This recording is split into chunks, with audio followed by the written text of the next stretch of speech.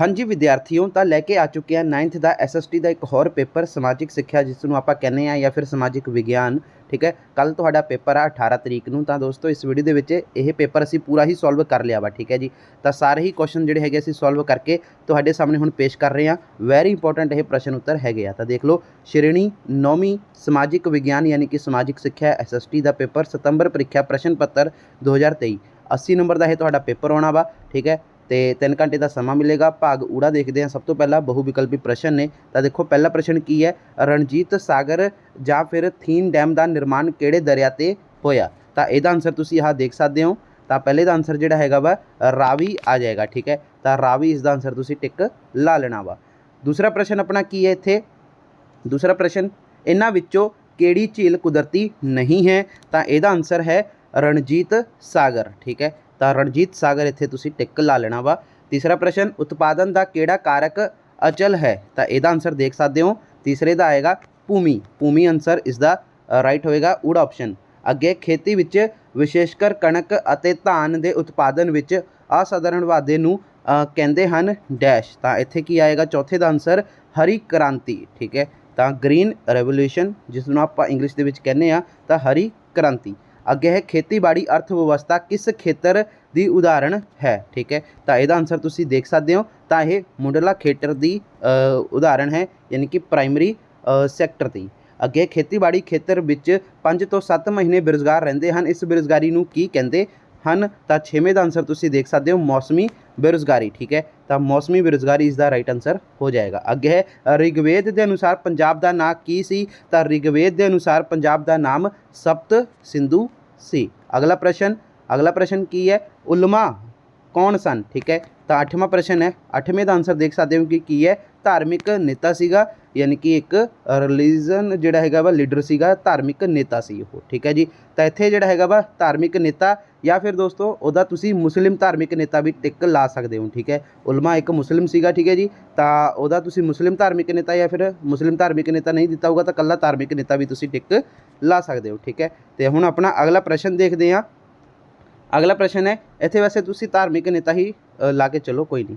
मंजीदार की कुल संख्या कितनी सी। ठीक है, तो मंजीदार की जिहड़ी हैगी आ कुल संख्या जिहड़ी हैगी आ 22 है। ठीक है, तो एक बारी चलो मैं एक बारी आह तुहानूं कन्फर्म कर देना इत्थे तुसीं की लाउणा वा, मुस्लिम धार्मिक नेता लाउणा वा या कल्ला धार्मिक नेता लाउणा वा, यह मैं हजे दस रहा तुहानूं, रुको। तो दोस्तों देख सकते हो उलमा कौन सन, यदा उत्तर देखो लिखा है ना धार्मिक नेता। ठीक है जी, तो सस्सा ऑप्शन जो बिल्कुल करैक्ट हो जाएगा। इत्थे मुस्लिम लिखा हुआ है पर मुस्लिम धार्मिक नेता नहीं लिखा हुआ है। तो इत्थे अपने तुहाडे बुक के अकॉर्डिंग देखा जाए तो धार्मिक नेता ही इसका आंसर है। ठीक है जी, तो चलो ये अपना करैक्ट हो जाए। तो ठीक है दोस्तों, ये अपना हो गया। अपना 9वां प्रश्न भी हो गया सीगा, मंजीदारां की कुल संख्या कितनी सी 22। ठीक है, आ भी तुसीं देख सकते हो 22। बाकी दोस्तों आ सारे प्रश्न मैं सही ने, बिल्कुल आपां लभ के किते होए आ, ये नहीं कोई तुक्का ही लाया होया, बिल्कुल नहीं।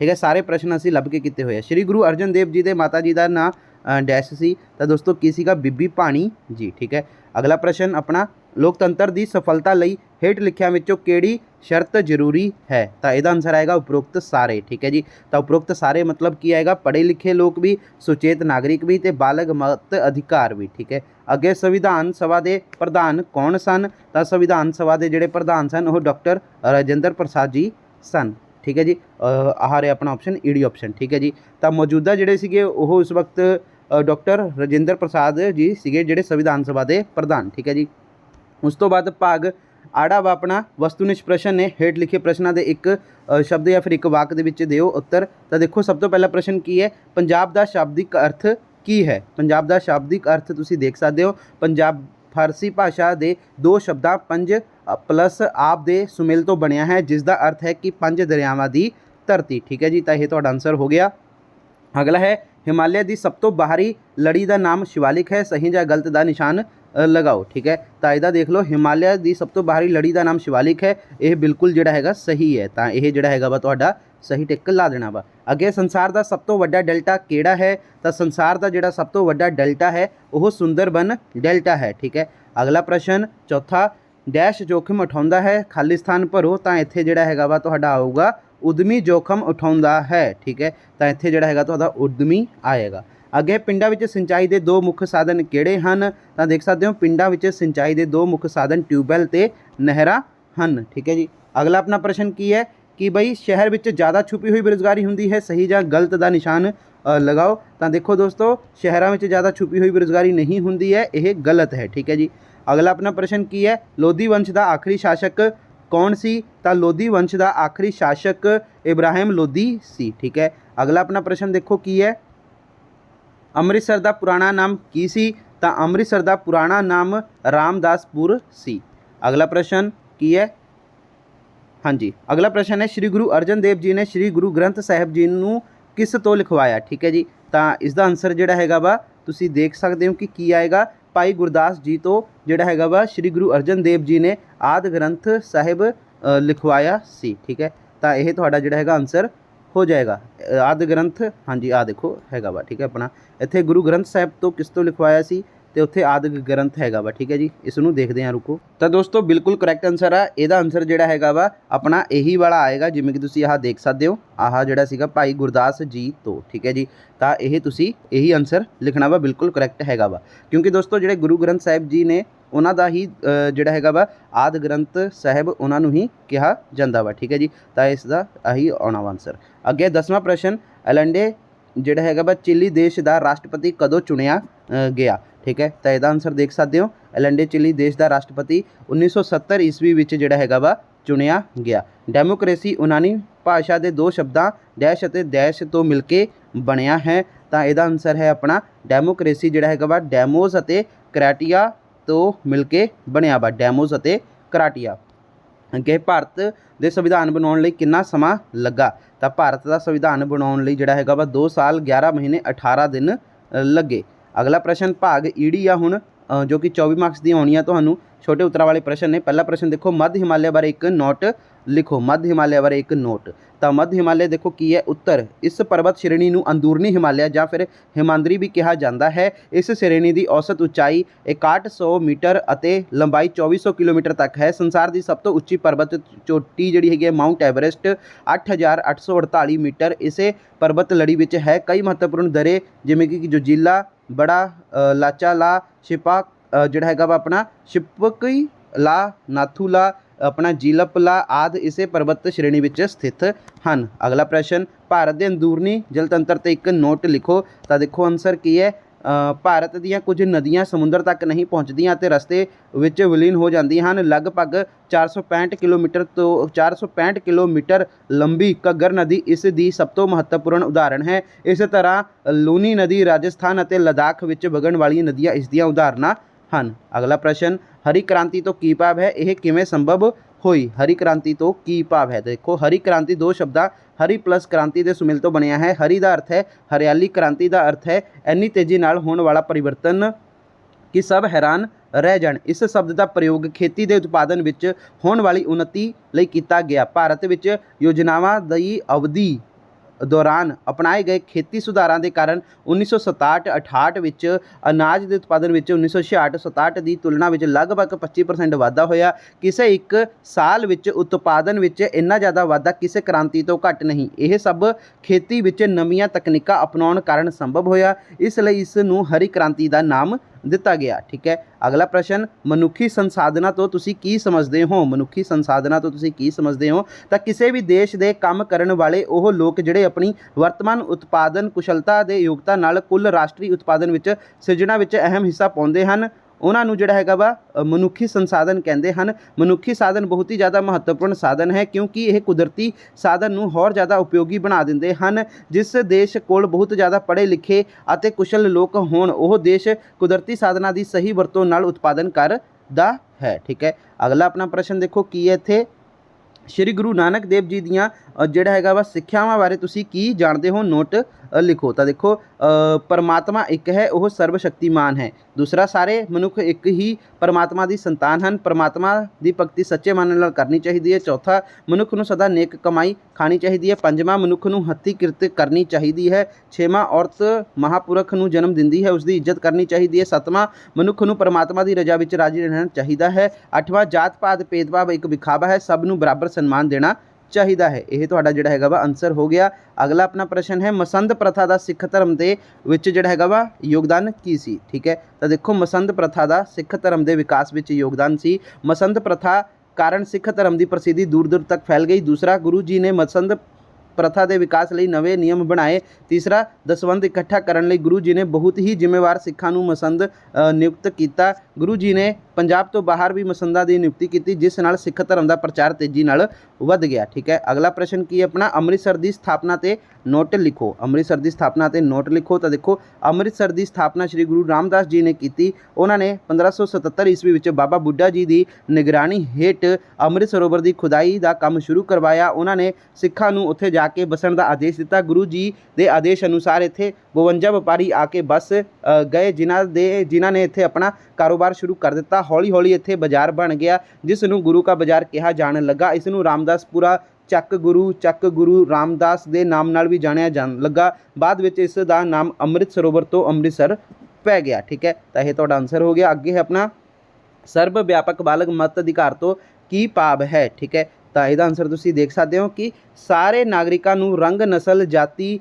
ਜਿਹੜਾ ਹੈਗਾ ਵਾ ਜਨਮ, ਧਰਮ ਤੇ ਲਿੰਗ ਦੇ ਵਿਤਕਰੇ ਤੋਂ ਬਿਨਾਂ ਇੱਕ ਨਿਸ਼ਚਿਤ ਉਮਰ ਤੇ ਪਹੁੰਚਣ ਤੇ ਵੋਟ ਦਾ ਅਧਿਕਾਰ ਦਿੱਤਾ ਜਾਂਦਾ ਹੈ। ਇਸ ਨੂੰ ਸਰਬ ਵਿਆਪਕ ਜਿਹੜਾ ਹੈਗਾ ਬਾਲਗ ਮਤ ਅਧਿਕਾਰ ਕਹਿੰਦੇ ਹਨ। ਭਾਰਤ ਵਿੱਚ 18 ਸਾਲ ਦੀ ਉਮਰ ਪ੍ਰਾਪਤ ਕਰਨ ਤੋਂ ਬਾਅਦ ਸਭ ਨੂੰ ਵੋਟ ਪਾਉਣ ਦਾ ਅਧਿਕਾਰ ਦਿੱਤਾ ਗਿਆ ਹੈ। ਅੱਗੇ ਹੈ ਆਪਣਾ ਭਾਗ ਸੱਸਾ ਵਾ ਵੱਡੇ ਉੱਤਰਾਂ ਵਾਲੇ ਪ੍ਰਸ਼ਨ ਨੇ। ਤਾਂ ਦੇਖੋ ਇਹਦੇ ਵਿੱਚ 20 ਨੰਬਰ ਦੀ ਹੋਣੀ ਆ। ਤਾਂ ਦੇਖੋ ਪਹਿਲਾ ਪ੍ਰਸ਼ਨ ਕੀ ਹੈ, ਪੰਜਾਬ ਦੇ ਭੂਗੋਲਿਕ ਇਤਿਹਾਸ ਦੀ ਜਾਣਕਾਰੀ ਦਿਓ। ਤਾਂ ਦੇਖੋ ਪੰਜਾਬ ਦੇ ਭੂਗੋਲਿਕ ਇਤਿਹਾਸ ਦੀ ਜਾਣਕਾਰੀ ਦਿਓ। ਤਾਂ ਦੇਖੋ ਪੰਜਾਬ ਫਾਰਸੀ ਭਾਸ਼ਾ ਦੇ 2 ਸ਼ਬਦਾਂ ਪੰਜ ਅਤੇ ਆਪ ਤੋਂ ਮਿਲ ਕੇ ਬਣਿਆ ਹੈ, ਜਿਸ ਦਾ ਅਰਥ ਹੈ 5 ਦਰਿਆਵਾਂ ਦੀ ਧਰਤੀ। ਰਿਗਵੇਦ ਵਿੱਚ ਪੰਜਾਬ ਨੂੰ ਸਪਤ ਸਿੰਧੂ ਜਾਂ ਫਿਰ 7 ਦਰਿਆਵਾਂ ਦੀ ਧਰਤੀ ਕਿਹਾ ਜਾਂਦਾ ਸੀਗਾ। ਪੁਰਾਣਾ ਵਿੱਚ ਪੰਜਾਬ ਨੂੰ ਪੰਚ ਨਦ ਅਤੇ ਯੂਨਾਨੀਆਂ ਨੇ ਇਸ ਨੂੰ ਪੈਂਟਾਪੋਟਾਮੀਆ ਦਾ ਨਾਮ ਦਿੱਤਾ, ਜਿਸ ਦਾ ਅਰਥ ਹੈ 5 ਦਰਿਆਵਾਂ ਦੀ ਧਰਤੀ। ਇੱਕ ਟੱਕੀ ਕਬੀਲੇ ਲੋਕਾਂ ਨੇ ਇਸ ਨੂੰ ਟੱਕ ਪ੍ਰਦੇਸ਼ ਦਾ ਨਾਮ ਦਿੱਤਾ ਅਤੇ ਮਹਾਰਾਜਾ ਰਣਜੀਤ ਸਿੰਘ ਦੇ ਸਮੇਂ ਇਸ ਨੂੰ ਲਾਹੌਰ ਸੂਬੇ ਵਜੋਂ ਜਾਣਿਆ ਜਾਂਦਾ ਸੀ। ਤਾਂ ਇਹ ਤੁਹਾਡਾ ਜਿਹੜਾ ਹੈਗਾ ਵਾ ਆਨਸਰ ਹੋ ਗਿਆ। ਅੱਗੇ ਹਿਮਾਲਿਆ ਅਤੇ ਪ੍ਰਾਇਦੀਪੀ ਨਦੀਆਂ ਕਿਹੜੀਆਂ ਹਨ ਤੇ ਇਹਨਾਂ ਦੀਆਂ ਵਿਸ਼ੇਸ਼ਤਾਵਾਂ ਵਿੱਚ ਕੀ ਅੰਤਰ ਹੈ। ਠੀਕ ਹੈ ਜੀ, ਤਾਂ ਦੇਖੋ ਆਹੀ ਪ੍ਰਸ਼ਨ ਆ ਤੁਹਾਡਾ, ਹਿਮਾਲਿਆ ਤੇ ਪ੍ਰਾਇਦੀਪੀ ਨਦੀਆਂ ਕਿਹੜੀਆਂ ਹਨ, ਇਹਨਾਂ ਦੀਆਂ ਵਿਸ਼ੇਸ਼ਤਾਵਾਂ ਵਿੱਚ ਅੰਤਰ ਲਿਖੋ। ਤਾਂ ਹਿਮਾਲਿਆ ਦੇ ਨਦੀ ਤੰਤਰ ਵਿੱਚ 3 ਪ੍ਰਮੁੱਖ ਨਦੀਆਂ ਸਿੰਧ, ਗੰਗਾ, ਬ੍ਰਹਮਪੁੱਤਰ ਅਤੇ ਉਸ ਦੀਆਂ ਸਹਾਇਕ ਨਦੀਆਂ ਆਉਂਦੀਆਂ ਹਨ। ਇਹ ਨਦੀਆਂ ਜਿਹੜੀਆਂ ਹੈਗੀਆਂ ਨੇ 12 ਹਨ। ਠੀਕ ਹੈ ਜੀ, ਪ੍ਰਾਇਦੀਪੀ ਨਦੀਆਂ ਇਹ ਮੌਸਮੀ ਨਦੀਆਂ ਹਨ। ਦੱਖਣ ਭਾਰਤੀ ਪ੍ਰਾਇਦੀਪੀ ਜਿਹੜਾ ਹੈਗਾ ਵਾ ਨਦੀਆਂ ਮਹਾਨਦੀ ਗੋਦਾਵਰੀ, ਕ੍ਰਿਸ਼ਨਾ, ਕਾਵੇਰੀ ਆਦਿ ਪੂਰਬ ਦਿਸ਼ਾ ਵੱਲ ਵਹਿੰਦੀਆਂ ਹਨ। ਠੀਕ ਹੈ, ਅਤੇ ਡੈਲਟੇ ਵੀ ਬਣਾਉਂਦੀਆਂ ਹਨ। ਤਾਂ ਡਿਫਰੈਂਸ ਦੇਖੋ ਹਿਮਾਲਿਆ ਅਤੇ ਜਿਹੜਾ ਹੈਗਾ ਪ੍ਰਾਇਦੀਪੀ ਨਦੀਆਂ ਵਿੱਚ ਅੰਤਰ। ਤਾਂ ਦੇਖੋ ਸਭ ਤੋਂ ਪਹਿਲਾ ਪੁਆਇੰਟ ਹਿਮਾਲਿਆ ਦੇ ਵਿੱਚ ਇਹ ਹਿਮਾਲਿਆ ਦੇ ਪਹਾੜਾਂ ਵਿੱਚੋਂ ਨਿਕਲਦੀ ਹੈ, ਬਟ ਪ੍ਰਾਇਦੀਪੀ ਜਿਹੜਾ ਹੈਗਾ ਪ੍ਰਾਇਦੀਪੀ ਪਠਾਰ ਦੀਆਂ ਪਹਾੜੀਆਂ ਲੜੀਆਂ ਵਿੱਚੋਂ ਨਿਕਲਦੀ ਹੈ। ਦੂਸਰਾ, ਇਹ ਨਦੀਆਂ ਦੇ ਜਲ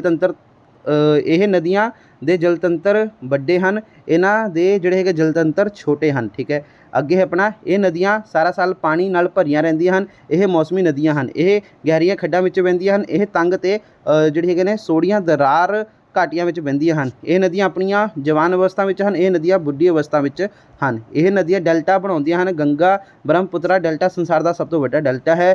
ਗੋਦਾਵਰੀ, ਕ੍ਰਿਸ਼ਨਾ, ਕਾਵੇਰੀ ਨਦੀਆਂ ਡੈਲਟਾ ਬਣਾਉਂਦੀਆਂ ਹਨ। ਨਰਮਦਾ ਅਤੇ ਤਾਪੀ ਨਦੀਆਂ ਜਿਹੜੀ ਹੈਗੀ ਆਪਣੀ ਐਸਟੂਰੀ ਬਣਾਉਂਦੀਆਂ ਹਨ। ਤਾਂ ਇਹ ਤੁਹਾਡਾ ਜਿਹੜਾ ਹੈਗਾ ਵਾ ਆਨਸਰ ਵੀ ਹੋ ਗਿਆ। ਅੱਗੇ ਹੈ ਕਿਰਤ ਦੇ ਮੁੱਖ ਵਿਸ਼ੇਸ਼ਤਾਵਾਂ ਕਿਹੜੀਆਂ ਹਨ। ਠੀਕ ਹੈ, ਤਾਂ ਕਿਰਤ ਦੀਆਂ ਮੁੱਖ ਵਿਸ਼ੇਸ਼ਤਾਵਾਂ ਤੁਸੀਂ ਦੇਖ ਸਕਦੇ ਹੋ। ਇਹ ਕਿਰਿਆਸ਼ੀਲ ਸਾਧਨ ਹੈ। ਕਿਰਤ ਜਿਹੜਾ ਹੈਗਾ ਗਤੀਸ਼ੀਲ ਹੈ। ਕਿਰਤ ਨੂੰ ਖਰੀਦਿਆ ਜਾਂ ਵੇਚਿਆ ਜਾਂਦਾ ਹੈ। ਠੀਕ ਹੈ ਜੀ, ਕਿਰਤ ਨੂੰ ਵਧਾਇਆ ਘਟਾਇਆ ਜਾ ਸਕਦਾ ਹੈ। ਧਨ ਕਮਾਉਣ ਦੇ ਉਦੇਸ਼ ਨਾਲ ਕਿਤੇ ਸਾਰੇ ਮਨੁੱਖੀ ਯਤਨ ਕਿਰਤ ਹੁੰਦੇ ਹਨ। ਤਾਂ ਤੁਹਾਡਾ ਆਨਸਰ ਬਸ ਇਹ ਇੰਨਾ ਕੁ ਹੀ ਹੈਗਾ ਵਾ। ਅੱਗੇ ਆਪਣਾ ਪ੍ਰਸ਼ਨ ਛੁਪੀ ਹੋਈ ਬੇਰੁਜ਼ਗਾਰੀ ਅਤੇ ਮੌਸਮੀ ਬੇਰੁਜ਼ਗਾਰੀ ਵਿੱਚ ਅੰਤਰ ਸਪਸ਼ਟ ਕਰੋ। ਠੀਕ ਹੈ ਜੀ, ਆ ਦੇਖੋ ਛੁਪੀ ਹੋਈ ਬੇਰੁਜ਼ਗਾਰੀ। ਤਾਂ ਦੇਖੋ ਕੀ ਹੈ ਛੁਪੀ ਹੋਈ ਬੇਰੁਜ਼ਗਾਰੀ। ਤਾਂ ਇਹ ਬੇਰੁਜ਼ਗਾਰੀ ਉਹ ਕਿਸਮ ਦੀ ਹੈ ਜਿੱਥੇ ਕੰਮ ਵਿੱਚ ਲੋੜ ਤੋਂ ਜ਼ਿਆਦਾ ਮਜ਼ਦੂਰ ਲੱਗੇ ਹਨ। ਠੀਕ ਹੈ, ਮੌਸਮੀ ਬੇਰੁਜ਼ਗਾਰੀ ਉਹ ਹੁੰਦੀ ਹੈ, ਇਹ ਬੇਰੁਜ਼ਗਾਰੀ ਉਹ ਕਿਸਮ ਦੀ ਬੇਰੁਜ਼ਗਾਰੀ ਹੈ ਜਦੋਂ ਲੋਕਾਂ ਨੂੰ ਸਾਲ ਵਿੱਚ ਕੁਝ ਮਹੀਨੇ ਕੰਮ ਮਿਲਦਾ ਹੈ ਅਤੇ ਬਾਕੀ ਮਹੀਨੇ ਵਿੱਚ ਉਹ ਬੇਰੁਜ਼ਗਾਰ ਰਹਿੰਦੇ ਹਨ। ਦੂਸਰਾ, ਇਹ ਖੇਤੀ ਖੇਤਰ ਵਿੱਚ ਪਾਈ ਜਾਂਦੀ ਹੈ ਛੁਪੀ ਹੋਈ ਬੇਰੁਜ਼ਗਾਰੀ, ਅਤੇ ਇਹ ਖੇਤੀ ਸੰਬੰਧੀ ਉਦਯੋਗਾਂ ਵਿੱਚ ਪਾਈ ਜਾਂਦੀ ਹੈ। ਤੀਸਰਾ, ਇਹ ਪੇਂਡੂ ਖੇਤਰ ਵਿੱਚ ਪਾਈ ਜਾਂਦੀ ਹੈ। ਇਹ ਪੇਂਡੂ ਅਤੇ ਸ਼ਹਿਰੀ ਦੋਵੇਂ ਖੇਤਰਾਂ ਵਿੱਚ ਜਿਹੜੀ ਹੈਗੀ ਇਹ ਪਾਈ ਜਾਂਦੀ ਹੈ। ਅੱਗੇ ਆਪਣਾ ਪ੍ਰਸ਼ਨ ਸ਼੍ਰੀ ਗੁਰੂ ਨਾਨਕ ਦੇਵ ਜੀ ਦੇ ਸਮੇਂ ਸਮਾਜਿਕ ਅਤੇ ਧਾਰਮਿਕ ਅਵਸਥਾ ਦਾ ਵਰਣਨ ਕਰੋ। ਠੀਕ ਹੈ ਜੀ, ਸਮਾਜਿਕ ਅਤੇ ਧਾਰਮਿਕ। ਤਾਂ ਚਲੋ ਦੇਖਦੇ ਹਾਂ ਆਨਸਰ ਇਹਦਾ ਆ ਰਿਹਾ। ਸਮਾਜਿਕ ਅਤੇ ਧਾਰਮਿਕ ਦਾ ਦੇਖੋ ਸ਼੍ਰੀ ਗੁਰੂ ਨਾਨਕ ਦੇਵ ਜੀ ਸਮੇਂ ਪੰਜਾਬ ਦੇ ਸਮਾਜਿਕ ਅਤੇ ਧਾਰਮਿਕ ਸਥਿਤੀ ਤਰਸਣਯੋਗ ਸੀ। ਸਮਾਜ ਦੇ 2 ਵਰਗ ਹਿੰਦੂ ਅਤੇ ਮੁਸਲਮਾਨ ਵਿੱਚ ਵੰਡਿਆ ਹੋਇਆ ਸੀ। ਠੀਕ ਹੈ, ਮੁਸਲਮਾਨਾਂ ਦੀ ਅਵਸਥਾ ਮੁਸਲਮਾਨ ਸ਼ਾਸਕ ਵਰਗ ਨਾਲ ਸੰਬੰਧ ਰੱਖਦੇ। ਇੱਥੇ ਆ ਕੇ ਉਹਨਾਂ ਨੇ ਪੰਜਾਬ ਦੀਆਂ ਔਰਤਾਂ ਨਾਲ ਵਿਆਹ ਕਰ ਲਏ। ਕੁਝ ਲੋਕ ਨੂੰ ਗੁਲਾਮ ਬਣਾ ਲਿਆ ਤੇ ਇਸਤਰੀਆਂ, ਪੁਰਸ਼, ਬੱਚਿਆਂ ਅਤੇ ਹਿੰਦੂਆਂ ਨੇ ਸ਼ਾਸਕ ਤੋਂ ਦਰ ਤੋਂ ਇਸਲਾਮ ਧਰਮ ਕਬੂਲ ਕਰ ਲਿਆ ਸੀ। ਮੁਸਲਿਮ ਸਮਾਜ 3 ਵਰਗ ਵਿੱਚ ਵੰਡਿਆ ਹੋਇਆ ਸੀਗਾ: ਉੱਚ ਵਰਗ, ਨਿਮਨ ਵਰਗ ਅਤੇ ਮੱਧ ਵਰਗ।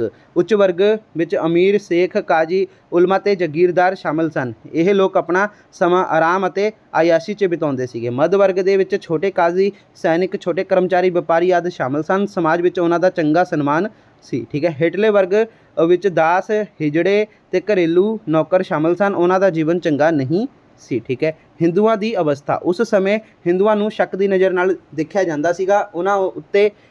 ਉਹਨਾਂ ਨੂੰ ਉੱਚੇ ਅਹੁਦਿਆਂ ਤੋਂ ਨਹੀਂ ਲਾਇਆ ਜਾਂਦਾ ਸੀ। ਉਹਨਾਂ ਕੋਲੋਂ ਜਿਹੜਾ ਹੈਗਾ ਵਾ ਜਜ਼ੀਆ ਤੇ ਤੀਰਥ ਯਾਤਰਾ ਕਰ ਲਿਆ ਜਾਂਦਾ ਸੀਗਾ। ਹਿੰਦੂ ਲੋਕਾਂ ਤੋਂ ਬਹੁਤ ਜਿਹੜਾ ਹੈਗਾ ਵਾ ਅਤਿਆਚਾਰ ਕੀਤੇ ਜਾਂਦੇ ਸਨ। ਹਿੰਦੂ ਵਿਸ਼ਨੂੰ, ਸ਼ਿਵਜੀ, ਦੁਰਗਾ ਤੇ ਕਾਲੀ ਮਾਤਾ ਜੀ ਦੀ ਪੂਜਾ ਕਰਦੇ ਸਨ। ਉਹ ਜਾਨਵਰਾਂ ਦੀ ਬਲੀ ਦਿੰਦੇ ਤੇ ਜਾਦੂ ਟੋਣਿਆਂ ਵਿੱਚ ਵਿਸ਼ਵਾਸ ਕਰਦੇ ਸਨ। ਉਸ ਸਮੇਂ ਜਿਹੜਾ ਹੈਗਾ ਵਾ ਔਰਤਾਂ ਦੀ ਦਸ਼ਾ ਜਿਹੜੀ ਹੈਗੀ ਚੰਗੀ ਨਹੀਂ ਤੇ ਜਿਹੜਾ ਹੈਗਾ ਵਾ ਉਹਨਾਂ ਨੂੰ ਹੀਣ ਸਮਝਿਆ ਜਾਂਦਾ ਸੀਗਾ। ਬਾਲ ਵਿਆਹ, ਸਤੀ ਪ੍ਰਥਾ, ਪਰਦਾ ਪ੍ਰਥਾ, ਜੌਹਰ ਪ੍ਰਥਾ, ਬਹੁ ਪਤਨੀ ਪ੍ਰਥਾ ਪ੍ਰਚਲਿਤ ਸੀ। ਗੁਰੂ ਜੀ ਦੇ ਸਮੇਂ ਹਿੰਦੂਆਂ ਦੀ ਹਾਲਤ ਬਹੁਤ ਜ਼ਿਆਦਾ ਤਰਸਣਯੋਗ ਸੀ। ਅਗਲਾ ਪ੍ਰਸ਼ਨ ਕੀ ਹੈ? ਸ਼੍ਰੀ ਗੁਰੂ ਅਰਜਨ ਦੇਵ ਜੀ ਦੇ ਸ਼ਹੀਦੀ ਦੇ ਕਾਰਨ ਵਰਣਨ ਕਰੋ। ਤਾਂ ਦੇਖੋ, ਸ਼੍ਰੀ ਗੁਰੂ ਨਾਨਕ ਦੇਵ ਜੀ ਦੇ ਸਮਾਜਿਕ, ਇਹ ਤਾਂ ਆਪਾਂ ਕਰ ਲਿਆ ਨਾ, ਸਮਾਜਿਕ ਵਾਲਾ ਆਪਾਂ ਕਰ ਲਿਆ ਸੀਗਾ। ਹਾਂਜੀ, ਕਰ ਲਿਆ ਸੀਗਾ। ਤੇ ਅੱਗੇ ਸੀਗਾ ਆਪਣਾ ਗੁਰੂ ਹਾਂਜੀ ਦੇਖੋ ਕੀ ਹੈ, ਗੁਰੂ ਅਰਜਨ ਦੇਵ ਜੀ ਦੇ ਸ਼ਹੀਦੀ ਦੇ ਕਾਰਨ। ਤਾਂ ਦੇਖੋ, ਸਿੱਖ ਪੰਥ ਦਾ ਵਿਸਥਾਰ। ਸ਼੍ਰੀ ਗੁਰੂ ਅਰਜਨ ਦੇਵ ਜੀ ਵੱਲੋਂ ਹਰਿਮੰਦਰ ਸਾਹਿਬ ਦਾ ਨਿਰਮਾਣ, ਤਰਨ ਤਾਰਨ, ਕਰਤਾਰਪੁਰ, ਹਰਗੋਬਿੰਦਪੁਰ ਨਗਰ ਦੀ ਸਥਾਪਨਾ ਆਦਿ ਗ੍ਰੰਥ ਸਾਹਿਬ ਜੀ ਦੀ ਸੰਪਾਦਨਾ ਕਰਨ ਸਿੱਖ ਧਰਮ ਬਹੁਤ ਤੇਜ਼ੀ ਨਾਲ ਫੈਲ ਰਿਹਾ ਸੀਗਾ। ਦਸਵੰਧ ਪ੍ਰਥਾ ਦੇ ਕਾਰਨ ਗੁਰੂ ਘਰ ਦੀ ਆਮਦਨ ਵਿੱਚ ਵੀ ਵਾਧਾ ਹੋ ਰਿਹਾ ਸੀਗਾ। ਗੁਰੂ ਦੇ ਵਾਧੇ ਪ੍ਰਭਾਵ ਤੋਂ ਜਹਾਂਗੀਰ ਰਾਜਨੀਤਿਕ ਖਤਰਾ ਮਹਿਸੂਸ ਹੋਣ ਲੱਗਾ। ਦੂਸਰਾ ਪੁਆਇੰਟ, ਪ੍ਰਿਥੀ ਚੰਦ ਦੀ ਦੁਸ਼ਮਣੀ। ਠੀਕ ਹੈ। ਪ੍ਰਿਥੀਆ ਜਿਹੜਾ ਸੀਗਾ ਉਹ ਗੁਰੂ ਅਰਜਨ ਦੇਵ ਜੀ ਦਾ ਵੱਡਾ ਭਰਾ ਸੀ। ਵੱਡਾ ਹੋਣ ਕਰਕੇ ਉਹ ਗੁਰਗੱਦੀ ਉੱਤੇ ਆਪਣਾ ਹੱਕ ਸਮਝਦਾ ਸੀਗਾ। ਗੁਰਗੱਦੀ ਨਾ ਮਿਲਣ ਕਾਰਨ ਉਹ ਗੁਰੂ ਜੀ ਦਾ ਜਿਹੜਾ ਹੈਗਾ ਵਾ ਦੁਸ਼ਮਣ ਬਣ ਗਿਆ ਤੇ ਉਹਨਾਂ ਵਿਰੁੱਧ ਸਾਜ਼ਿਸ਼ਾਂ ਰਚਣ ਲੱਗਾ। ਚੰਦੂ ਸ਼ਾਹ ਦਾ ਵਿਰੋਧ। ਚੰਦੂ ਸ਼ਾਹ ਲਾਹੌਰ ਦਰਬਾਰ ਦਾ ਜਿਹੜਾ ਹੈਗਾ ਪ੍ਰਭਾਵਸ਼ਾਲੀ ਅਧਿਕਾਰੀ ਸੀ। ਉਸ ਦੀ ਪੁੱਤਰੀ ਦਾ ਰਿਸ਼ਤਾ ਸ਼੍ਰੀ ਗੁਰੂ ਅਰਜਨ ਦੇਵ ਜੀ ਦੇ ਪੁੱਤਰ ਹਰਗੋਬਿੰਦ ਜੀ ਦੇ ਨਾਲ ਹੋਣਾ ਤੈਅ ਹੋਇਆ ਸੀ। ਪਰ ਚੰਦੂ ਸ਼ਾਹ ਦੇ ਹੰਕਾਰ ਦੇ ਕਾਰਨ ਗੁਰੂ ਜੀ ਨੇ ਸਿੱਖ ਸੰਗਤ ਦੀ ਸਲਾਹ ਮੰਨਦੇ ਹੋਏ ਰਿਸ਼ਤਾ ਕਰਨ ਤੋਂ ਜਿਹੜਾ ਹੈਗਾ ਸਾਫ਼ ਇਨਕਾਰ ਕਰ ਦਿੱਤਾ। ਚੰਦੂ ਸ਼ਾਹ ਨੇ ਇਸ ਨੂੰ ਆਪਣਾ ਅਪਮਾਨ ਸਮਝਿਆ ਤੇ ਉਹ ਗੁਰੂ ਜੀ ਦਾ ਵਿਰੋਧੀ ਬਣ ਗਿਆ। ਚੌਥਾ ਪੁਆਇੰਟ, ਜਹਾਂਗੀਰ ਦੀ ਧਾਰਮਿਕ ਅਸਹਿਣਸ਼ੀਲਤਾ। ਠੀਕ ਹੈ ਜੀ। ਜਹਾਂਗੀਰ ਇੱਕ ਕੱਟੜ ਮੁਸਲਮਾਨ ਸੀ। ਜਹਾਂਗੀਰ ਨੂੰ ਗੁਰੂ ਅਰਜਨ ਦੇਵ ਜੀ ਦੇ ਵਾਧੇ ਪ੍ਰਭਾਵ ਨਾਲ ਈਰਖਾ ਹੋਣ ਲੱਗੀ। ਉਹ ਸਿੱਖ ਮਤ ਦੇ ਵਿਸਥਾਰ ਨੂੰ ਰੋਕਣਾ ਚਾਹੁੰਦਾ ਸੀ। ਪੰਜਵਾਂ, ਤਤਕਾਲੀ ਕਾਰਨ ਖੁਸਰੋ ਨੇ ਰਾਜ ਗੱਦੀ ਪ੍ਰਾਪਤ ਕਰਨ ਲਈ ਆਪਣੇ ਪਿਤਾ ਜਹਾਂਗੀਰ ਵਿਰੁੱਧ ਵਿਦਰੋਹ ਕਰ ਦਿੱਤਾ। ਕਿਹਾ ਜਾਂਦਾ ਹੈ ਕਿ ਖੁਸਰੋ ਗੁਰੂ ਜੀ ਨੂੰ ਗੋਇੰਦਵਾਲ ਵਿਖੇ ਜਿਹੜਾ ਹੈਗਾ ਵਾ ਮਿਲਿਆ। ਸਿੱਖ ਮਰਿਆਦਾ ਅਨੁਸਾਰ ਗੁਰੂ ਜੀ ਨੇ ਉਸ ਨੂੰ ਜਿਹੜਾ ਹੈਗਾ ਉਸਦਾ ਘਰ ਆਉਣ 'ਤੇ ਆਦਰ ਮਾਣ ਕੀਤਾ, ਲੰਗਰ ਛਕਾਇਆ। ਪਰ ਗੁਰੂ ਜੀ ਦੇ ਵਿਰੋਧੀਆਂ ਨੇ ਜਹਾਂਗੀਰ ਦੇ ਕੰਨ ਭਰ ਦਿੱਤੇ। ਜਹਾਂਗੀਰ ਨੇ ਖੁਸਰੋ ਦੀ ਸਹਾਇਤਾ ਕਰਨ ਦੇ ਅਪਰਾਧ ਵਿੱਚ ਗੁਰੂ ਅਰਜਨ ਦੇਵ ਜੀ ਦੀ ਗ੍ਰਿਫਤਾਰੀ ਦੇ ਆਦੇਸ਼ ਦੇ ਦਿੱਤੇ। ਉਹਨਾਂ ਨੂੰ ਸ਼ਹੀਦ ਕਰ ਦਿੱਤਾ ਗਿਆ। ਠੀਕ ਹੈ ਜੀ। ਤਾਂ ਇਹ ਤੁਹਾਡਾ ਆਨਸਰ ਹੋ ਗਿਆ। ਅੱਗੇ, ਸੰਯੁਕਤ ਰਾਸ਼ਟਰ ਸੰਘ 'ਤੇ ਨੋਟ ਲਿਖੋ। ਤਾਂ ਸੰਯੁਕਤ ਰਾਸ਼ਟਰ ਸੰਘ 'ਤੇ ਨੋਟ ਲਿਖੋ, ਯਾਨੀ ਕਿ UN।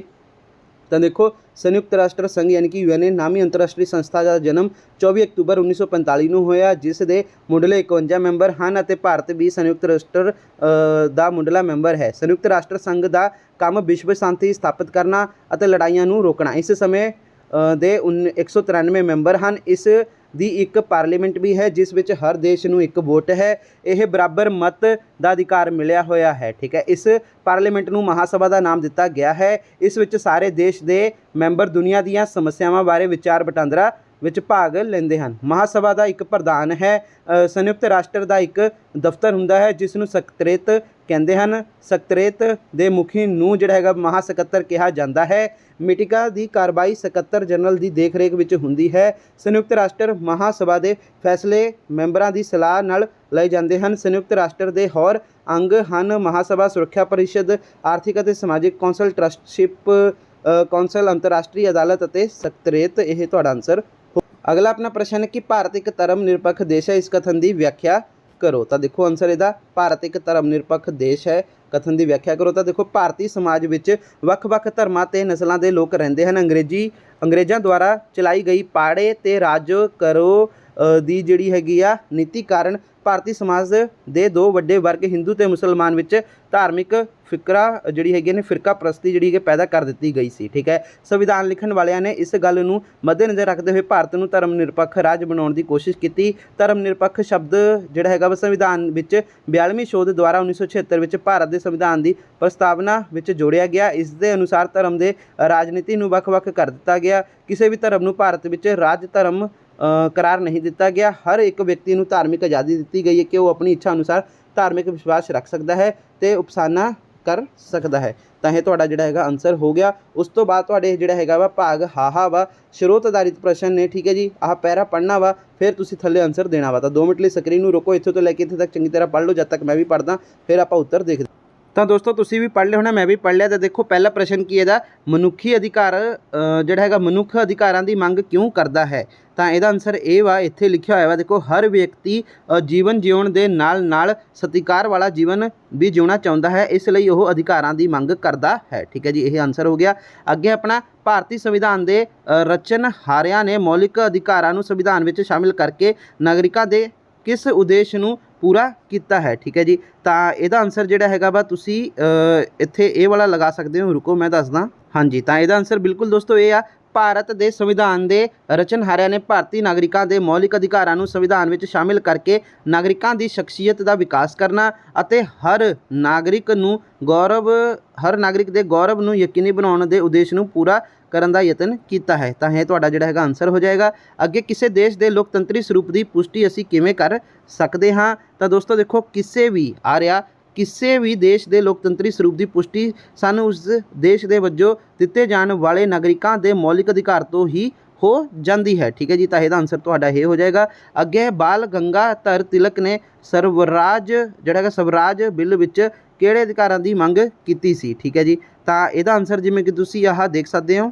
ਤਾਂ ਦੋਸਤੋ ਇਹਦਾ ਆਨਸਰ ਇਹ ਦੇਖੋ ਹੈਗਾ ਵਾ, ਠੀਕ ਹੈ, ਸਵਰਾਜ ਬਿੱਲ ਪਾਸ ਕਰਨ ਲਈ ਕਿਹਾ, ਜਿਸ ਵਿੱਚ ਭਾਰਤੀ ਲੋਕਾਂ ਲਈ ਵਿਚਾਰ ਪ੍ਰਗਟਾਉਣਾ, ਕਾਨੂੰਨ ਦੇ ਸਾਹਮਣੇ ਸਮਾਨਤਾ ਅਤੇ ਜਿਹੜਾ ਹੈਗਾ ਕੁਝ ਹੋਰ ਅਧਿਕਾਰ ਦੀ ਮੰਗ ਕੀਤੀ ਗਈ। ਠੀਕ ਹੈ ਜੀ, ਤਾਂ ਇਹ ਤੁਹਾਡਾ ਆਨਸਰ ਹੋ ਜਾਏਗਾ। ਤਾਂ ਇਹ ਪੂਰਾ ਹੋ ਗਿਆ। ਉਸ ਤੋਂ ਬਾਅਦ ਹੁਣ ਆਪਣਾ ਭਾਗ ਕੱਕਾ ਵਾ, ਭਾਰਤ ਦੇ ਨਕਸ਼ੇ ਵਿੱਚ ਕੋਈ 4 ਸਥਾਨ ਦਿਖਾਓ। ਤਾਂ ਪੀਰ ਪੰਜਾਲ, ਠੀਕ ਹੈ, ਕਾਰਾਕੋਰਮ ਪਰਬਤ ਸ਼੍ਰੇਣੀ, ਭਾਰਤ ਦਾ ਗਵਾਂਡੀ ਟਾਪੂ ਦੇਸ਼, ਛੋਟਾ ਨਾਗਪੁਰ ਪਠਾਰ, ਜਾਲੇਪਲਾ ਤੇ ਗੰਗਾ ਨਦੀ। ਤਾਂ ਚਲੋ ਦੋਸਤੋ ਆਪਾਂ ਇਹ ਵੀ ਹੁਣ ਦੇਖ ਲੈਂਦੇ ਹਾਂ, ਇਹ ਵੀ ਅਸੀਂ ਤੁਹਾਡਾ ਲੱਭਿਆ ਹੋਇਆ ਹੈ। ਤਾਂ ਦੇਖੋ ਸਭ ਤੋਂ ਪਹਿਲਾਂ ਕੀ ਸੀਗਾ, ਪੀਰ ਪੰਜਾਲ। ਤਾਂ ਭਾਰਤ ਦਾ ਇਹ ਨਕਸ਼ਾ ਵਾ, ਠੀਕ ਹੈ, ਸਭ ਤੋਂ ਪਹਿਲਾਂ ਤੁਸੀਂ ਦੇਖ ਲਓ।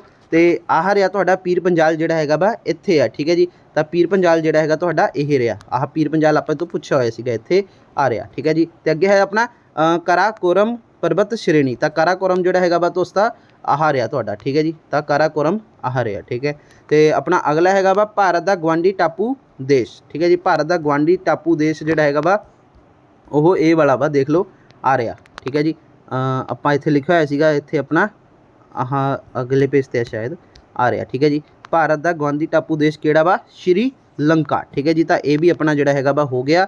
ਉਸ ਤੋਂ ਬਾਅਦ ਦੋਸਤੋ ਸੀਗਾ ਆਪਣਾ ਛੋਟਾ ਨਾਗਪੁਰ ਦੀ ਪਠਾਰ। ਠੀਕ ਹੈ ਜੀ, ਤਾਂ ਛੋਟਾ ਨਾਗਪੁਰ ਦੀ ਪਠਾਰ ਦੇਖ ਲਓ ਕਿੱਥੇ ਹੈ, ਆ ਰਿਹਾ ਦੋਸਤੋ ਆਪਣਾ ਆ ਰਿਹਾ। ਠੀਕ ਹੈ, ਛੋਟਾ ਨਾਗਪੁਰ ਇੰਡੀਆ ਦੇ ਮੈਪ ਦੇ ਵਿੱਚ ਆ ਰਿਹਾ, ਛੋਟਾ ਨਾਗਪੁਰ ਦੀ ਆ ਰਿਹਾ ਤੁਹਾਡਾ ਛੋਟਾ ਨਾਗਪੁਰ। ਠੀਕ ਹੈ ਜੀ, ਅੱਗੇ ਆਪਣਾ ਜਲੇਪਲਾ, ਇਹ ਸਾਨੂੰ ਲੱਭਿਆ ਨਹੀਂਗਾ, ਇਹ ਤੁਸੀਂ ਖੁਦ ਲੱਭਣਾ ਵਾ। ਤੇ ਗੰਗਾ ਨਦੀ। ਠੀਕ ਹੈ ਜੀ, ਤਾਂ ਆਪਾਂ ਗੰਗਾ ਨਦੀ ਦੇਖ ਲੈਂਦੇ ਹਾਂ। ਆਹ ਰਹੀ ਦੋਸਤੋ ਤੁਹਾਡੀ ਜਿਹੜੀ ਹੈਗੀ ਆ ਗੰਗਾ ਨਦੀ। ਠੀਕ ਹੈ ਜੀ, ਤਾਂ ਆਹ ਰਹੀ ਤੁਹਾਡੀ ਜਿਹੜੀ ਹੈਗੀ ਆ ਗੰਗਾ ਨਦੀ। ਠੀਕ ਹੈ, ਤਾਂ ਇੱਥੇ ਜਿਹੜਾ ਹੈਗਾ ਤੁਹਾਡਾ ਇਹ ਹੋ ਗਿਆ। ਉਸ ਤੋਂ ਬਾਅਦ ਦੋਸਤੋ ਜੇ ਗੱਲ ਕਰੀਏ ਆਪਣਾ ਹੈਗਾ ਵਾ ਕਿ ਵੰਡ ਤੋਂ ਪਹਿਲਾਂ ਪੰਜਾਬ ਦੇ ਨਕਸ਼ੇ ਵਿੱਚ ਕੋਈ 4 ਸਥਾਨ ਦਰਸਾਓ। ਰਾਵੀ ਨਦੀ, ਬਿਆਸ ਨਦੀ, ਬੁਲਾਨ ਦਰਾ, ਗੋਮਲ ਦਰਾ, ਟੋਚੀ ਦਰਾ ਤੇ ਖੈਬਰ ਦਰਾ। ਤਾਂ ਸਭ ਤੋਂ ਪਹਿਲਾਂ ਆਪਾਂ ਨਦੀ ਦੇਖਦੇ ਹਾਂ, ਰੱਖੋ ਆ ਰਿਹਾ। ਠੀਕ ਹੈ ਜੀ, ਰਾਵੀ। ਠੀਕ ਹੈ ਜੀ, ਤਾਂ ਰਾਵੀ ਦੇਖ ਸਕਦੇ ਹੋ ਦੋਸਤੋ ਆਹ ਰਿਹਾ 1947 ਤੋਂ ਪਹਿਲਾਂ ਦੇ ਪੰਜਾਬ ਦਾ, ਠੀਕ ਹੈ, ਦਰਿਆ। ਤਾਂ ਦੇਖੋ ਕੀ ਹੈ, ਰਾਵੀ। ਠੀਕ ਹੈ ਜੀ, ਤੇ ਆਪਣਾ ਹੋਰ ਕੀ ਪੁੱਛਿਆ ਸੀਗਾ, ਬਿਆਸ। ਠੀਕ ਹੈ ਜੀ, ਰਾਵੀ ਤੇ ਬਿਆਸ ਹੀ ਪੁੱਛਿਆ ਹੋਇਆ ਸੀ ਨਾ। ਹਾਂਜੀ, ਰਾਵੀ ਤੇ ਬਿਆਸ ਨਦੀ ਆਹ ਰਿਹਾ। ਠੀਕ ਹੈ ਜੀ, ਆ ਰਿਹਾ ਤੁਹਾਡਾ ਰਾਵੀ ਤੇ ਆ ਰਿਹਾ ਬਿਆਸ। ਹੋਰ ਕੀ ਪੁੱਛਿਆ ਹੋਇਆ ਇੱਥੇ ਆਪਣਾ ਬੁਲਾਨ ਦਰਾ ਤੇ ਗੋਮਲ ਦਰਾ। ਠੀਕ ਹੈ ਜੀ, ਬੁਲਾਨ ਦਰਾ ਤੇ ਗੋਮਲ ਦਰਾ। ਤਾਂ ਆ ਰਿਹਾ ਦੋਸਤੋ ਤੁਹਾਡਾ ਜਿਹੜਾ ਹੈਗਾ ਵਾ ਬੁਲਾਨ ਦਰਾ। ਠੀਕ ਹੈ ਜੀ, ਬੁਲਾਨ ਦਰਾ ਆਹ ਰਿਹਾ। ਠੀਕ ਹੈ ਜੀ, ਤੇ ਆਪਣਾ ਜਿਹੜਾ ਹੈਗਾ ਵਾ ਗੋਮਲ ਦਰਾ ਆਹ ਰਿਹਾ। ਠੀਕ ਹੈ ਜੀ, ਆਪਾਂ ਤੋਂ ਆਹੀ ਪੁੱਛਿਆ ਹੋਇਆ ਸੀਗਾ। ਤੇ ਅੱਗੇ ਟੋਚੀ ਦਰਾ ਤੇ ਖੈਬਰ ਦਰਾ। ਟੋਚੀ ਦੇਖ ਲਓ ਦੋਸਤੋ ਆਹ ਰਿਹਾ ਤੇ ਖੈਬਰ ਆਹ ਰਿਹਾ। ਠੀਕ ਹੈ ਜੀ, ਤਾਂ ਇਹ ਤੁਹਾਡਾ ਜਿਹੜਾ ਹੈਗਾ ਵਾ ਆਨਸਰ ਹੋ ਗਿਆ। ਤੁਸੀਂ ਇਸ ਨੂੰ ਦੇਖ ਸਕਦੇ ਹੋ 1947 ਤੋਂ ਪਹਿਲਾਂ ਪੰਜਾਬ ਦੇ ਦਰੇ।